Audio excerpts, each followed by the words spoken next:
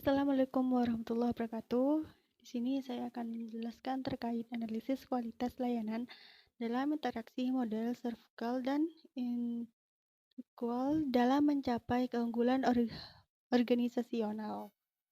Yang pertama di sini yaitu evolusi konseptual manajemen kualitas jasa, di mana pergerakan paradigma dari ekonomi berbasis manufaktur menuju ekonomi berbasis jasa telah memaksakan para akademisi dan praktisi manajemen untuk mendefinisikan ulang konsep kualitas. Dalam konteks manufaktur, kualitas seringkali diukur melalui parameter fisik yang objektif dan kesesuaian terhadap spesifikasi teknis yang kaku. Namun, karakteristik unik jasa yang dikenal dengan akronim EIHIP integrity tidak berwujud dan bervariasi dan tidak dapat dipisahkan antara produksi dan konsumsi dan juga tidak dapat disimpan, menuntut pendekatan yang lebih dinamis dan berpusat pada manusia. Di sini juga ada analisis 5 kesenjangan. Yang pertama di sini kesenjangan pengetahuan, yaitu kesenjangan ini terjadi ketika manajemen tidak memahami dengan tepat apa yang diharapkan oleh pelanggan. Yang kedua itu kesenjangan standar.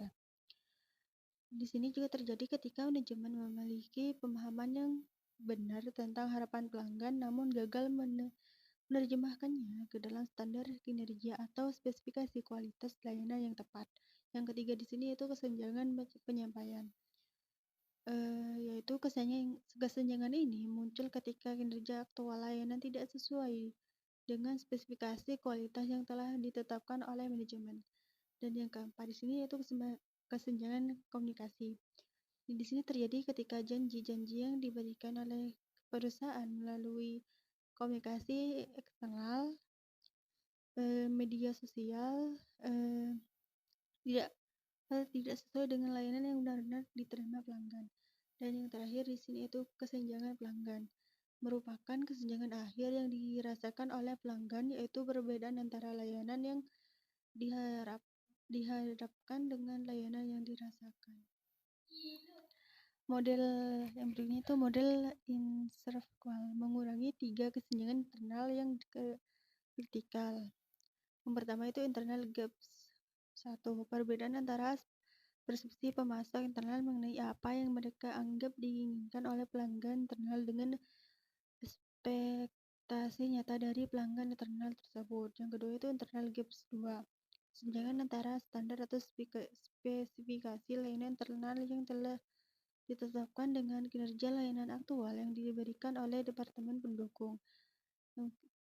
Berikutnya internal ketiga, diskrepansi antara ekspektasi pelanggan internal dengan persepsi mereka terhadap layanan yang benar-benar mereka terima dari kolega mereka.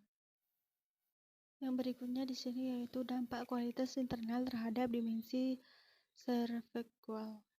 Analisis korelasi kanonikal dalam industri jasa seperti restoran dan perhotelan telah membuktikan secara matematis bagaimana dimensi-dimensi internal secara langsung mempengaruhi persepsi pelanggan luar. Berikut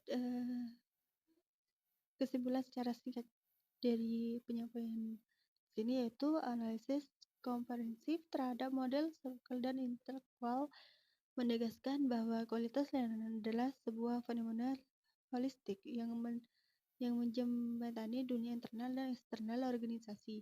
Kualitas eksternal yang dilihat oleh pelanggan hanyalah puncak gunung es dari proses internal yang sangat kompleks.